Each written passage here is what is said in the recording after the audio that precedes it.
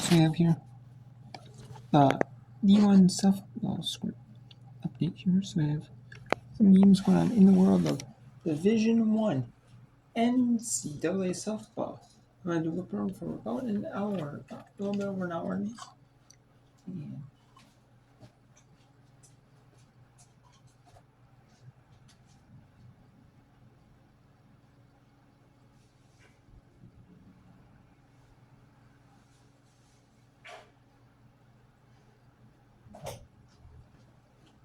And I'm going to do whip run for a little over an hour because I have NCAA one. That's what's going on. So we have Tip final. Number 15, Rhode Island, Virginia Tip over Longwood 10-0. Number 20, Ohio State over Youngstown State 12-1. Florida, number 3, Florida at Jacksonville scoreless. Georgia State, number 19, Georgia scoreless. Then we have Mississippi State and at number 16, Mississippi at UAB at 62. 6-3 Eastern, second in the pair. Longwood at number 15, Virginia Tech.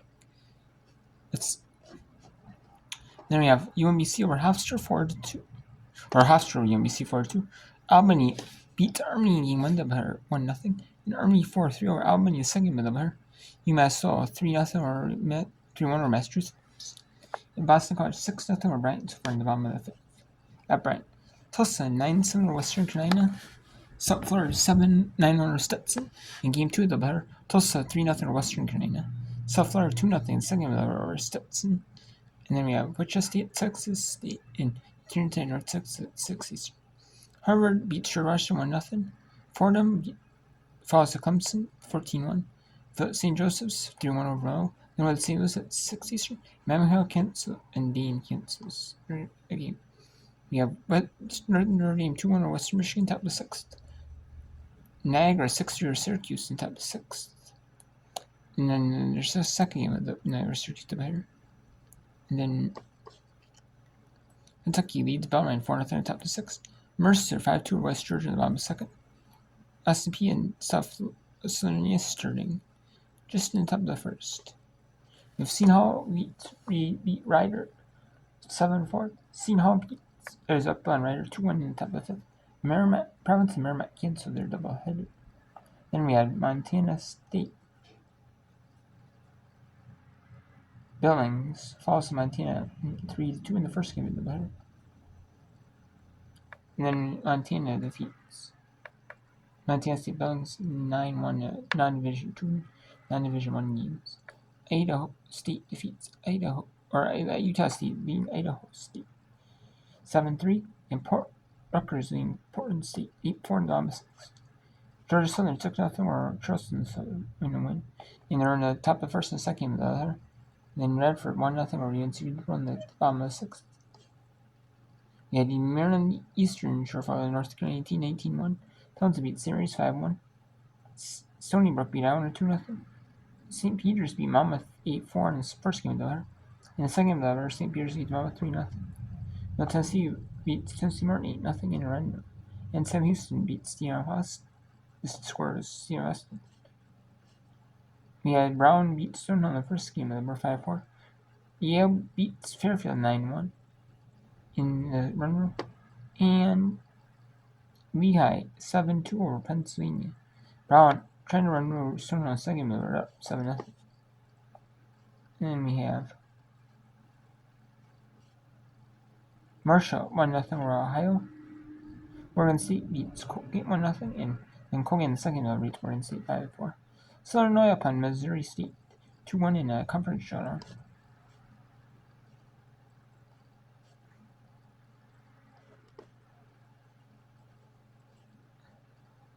And then Louisiana Monroe, Southeastern Louisiana. And they said about Southland match. And then Russ beats Graham, falls to Graham 16-1. Graham beats Russ 16-1. And then that is it. Let's go to the games right now on. Let's show you them. So we have Rutgers 15-17 Rutgers leading 4-23 Portland State. 8-4 Rutgers is playing a couple games in Oregon. They played yesterday Oregon State. Then they play Portland State today. And then and then they're out here playing a couple games. Then they have to play Washington. So they're doing a couple games in conference play. So they're doing a couple midweeks against 2 teams in Oregon. Or Portland State and Oregon State. Then Utah State leads Idaho State 5-7. Kentucky's 5-0 over Bellarmine. And Brian gets 2 runs over Boston College in the bottom of the 5th. Boston College is 10-12. They're 0-6 in conference play, ACC play. They played 2 weeks, 2 Friday, Saturday, Sunday series of ACC play, or a doubleheader maybe one day. One of the 2 days, one day and then a single hit one day. Usually in the ACC it's one on Friday, one on Saturday, one on Sunday. And then let's go to Utah State at Idaho State. Let's see if Idaho State can try to get a couple runs up. It's 2-1 the count.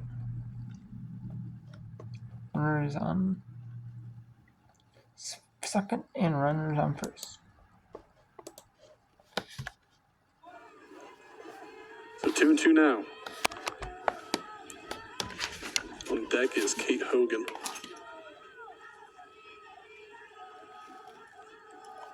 One gone here in the bottom of the 5th. This ball will be fouled back. Remain 2-2.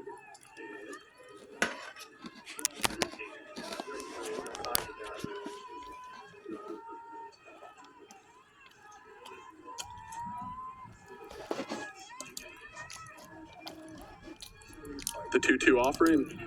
This one, high fly ball to right fielder. They'll make the play. So 2 gone now.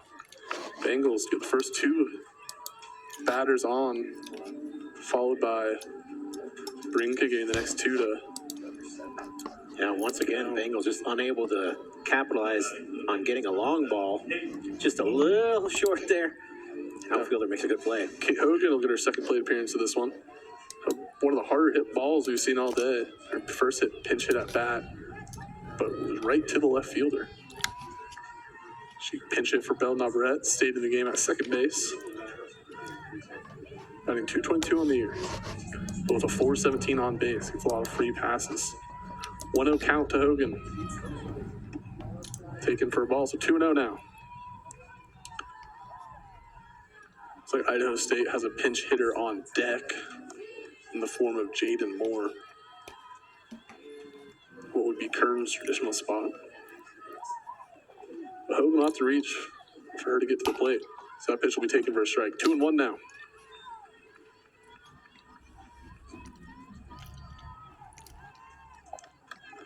First 3 innings, we saw 10 runs combined score. Since then, scoreless. This will be chopped foul. Yeah, I think the defense has really started to settle in since then, And a lot more first pitch strikes, I've noticed, out of Brinka and now Wickham.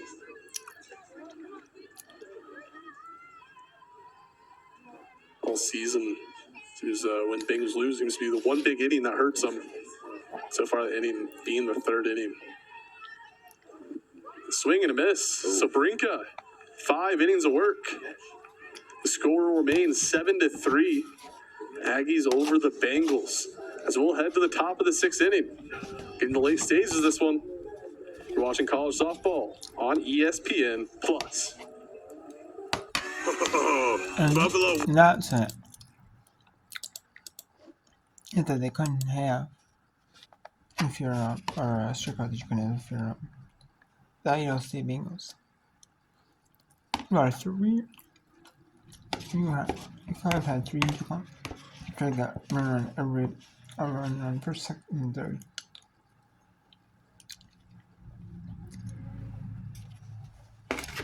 And now let's see if Portland State can try to get some runs back there. It's still 8-4 with Bama 7th.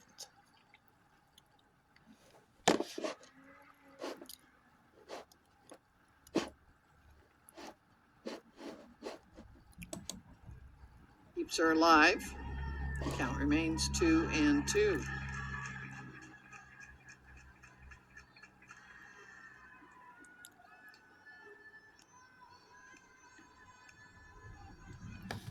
We're kind of having a makeshift softball field here. Right, porn see here. And see there is kind of on the football field.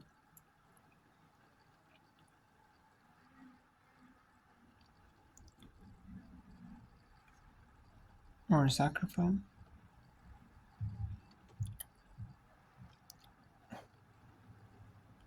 Doesn't seem like it's a football field, though it could be.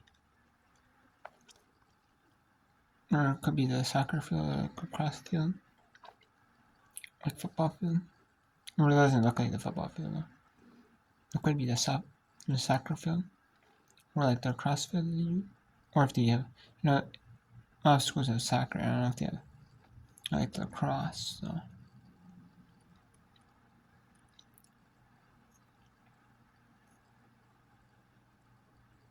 There's the baseball field. So there might be. And it looks like there's no construction, so it might be construction on baseball. A softball field on, like a separate baseball field and a separate softball field. Or both together.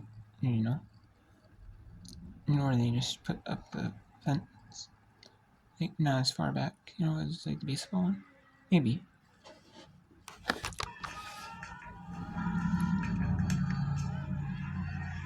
So here I talked about how neither team had been showing much power, and the Vikings with 5 hits on the day, or 6, I'm sorry. 3 doubles and 2 home runs.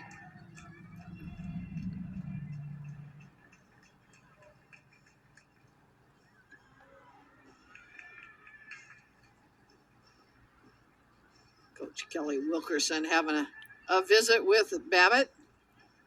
Kelly, longtime assistant coach with Coach McWhorter, started right the same time as Coach McWhorter did 9 years ago. Now we're ready to go.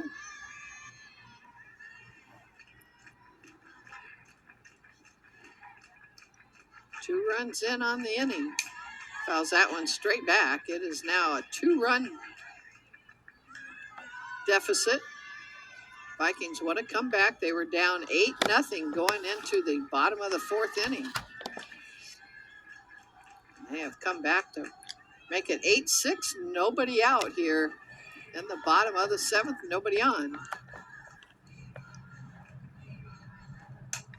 There's a fly ball to right field. That one definitely is going to stay in play.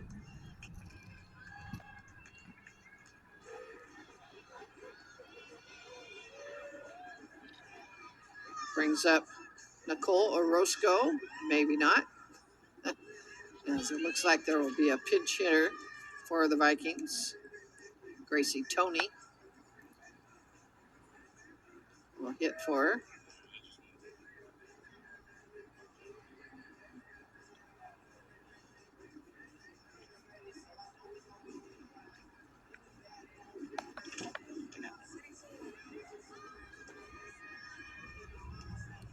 So Tony will come up in a pinch hitting situation with 1 out.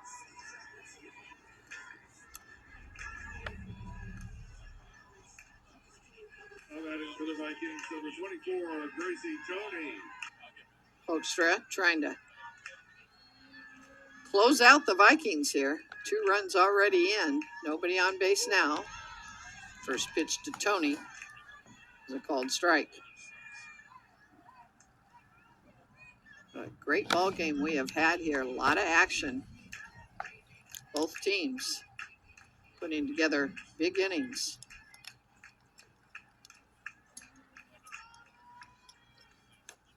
There's a called strike. 0-2.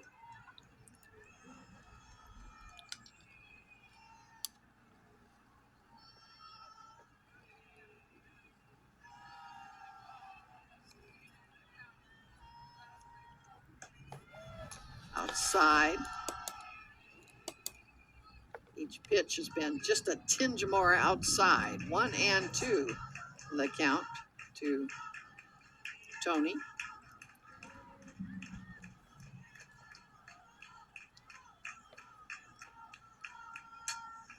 Pop up out of play.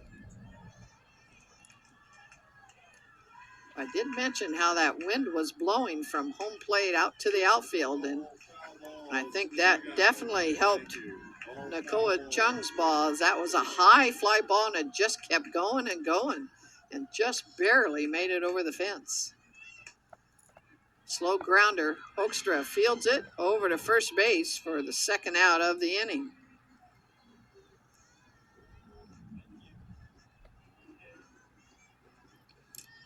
Brings up the catcher, Allison Harris, who had a home run her last at bat. She is 1 for 2 with a walk.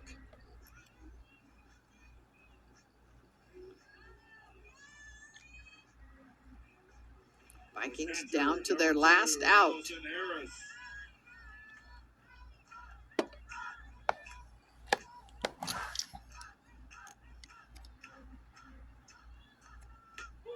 There's a called strike.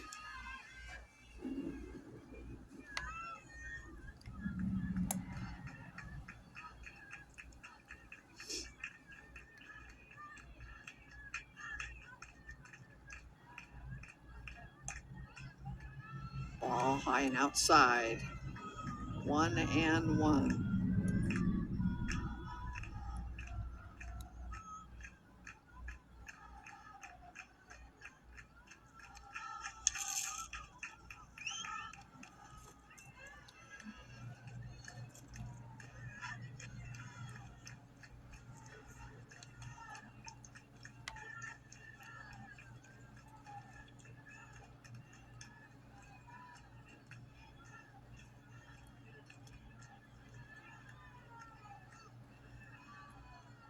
Up high for a ball. 3-1 to Harris. Hoekstra trying to close it out right here. 2 outs, nobody on for the Vikings. 8-6 the Rutgers lead. And that will be a called strike. Count goes full to Harris.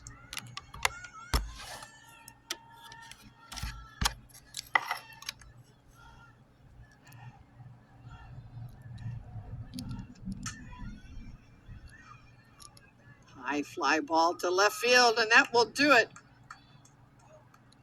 And a victory for Rutgers, moving their record now to 16-17 overall. The Vikings move to 4-24. The winning pitcher will be Kelsey Hoekstra.